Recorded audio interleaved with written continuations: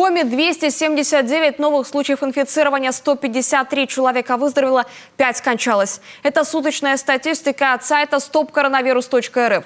По числу заболевших в республике почти месяц одинаковая картина. Возможно, мы вышли на плато, но когда ожидать существенного снижения, неясно. Необходимо вакцинироваться. Об этом говорили врачи, волонтеры и общественники на заседании штаба общественной поддержки единороссов.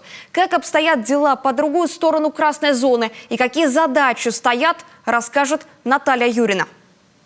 Федеральный штаб общественной поддержки «Единорос» открыли в Москве. Главная задача – сформировать народную программу партии благодаря дискуссиям и предложениям от граждан. Региональный штаб в Коми работает уже на протяжении недели. На втором заседании говорили о важности вакцинации. Тема для нас, которую мы выносим на обсуждение, достаточно актуальна для нашего региона. Это медицина и вакцинация. Здоровье, наверное, каждый согласится со мной, одна из самых важных и актуальных тем в обществе. И, естественно, она должна быть таковой и в народной программе партии. Из первых уст от тех, кто в период пандемии стоит на передовой, врачей, работающих в красной зоне. По-прежнему в особой зоне риска люди преклонного возраста. По словам главного инфекциониста Коми Владимира Каткова, пенсионерам необходимо соблюдать меры профилактической безопасности даже после прививки. Многие думают в этом возрасте, что вот мы привились, сегодня сделали прививку, а завтра мы не заболеем. Вот у них такое мнение, понимаете.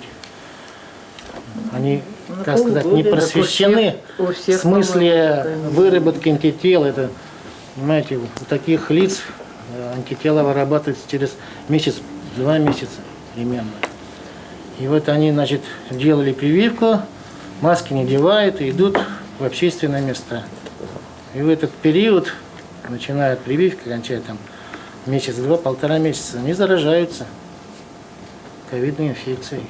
По мнению врача ковидного госпиталя Олега Пругло, в народную программу партии стоит добавить в национальный календарь прививку от коронавируса. Риск умереть от ковида у тех, кто отказался от вакцины, высок. Вирус мутирует, вызывает больше осложнений. Мифам о составе вакцины специалист советует не верить.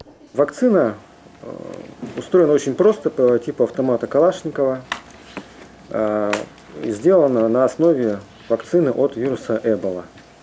Есть аденовирус, который вызывает обычный ОРЗ, двух типов. На него, это я про спутник ВИ говорю, на него садят белок коронавируса и вводят человеку двухкратно. Естественно, после прививки человека заражают как бы аденовирусной инфекцией, у него есть симптомы.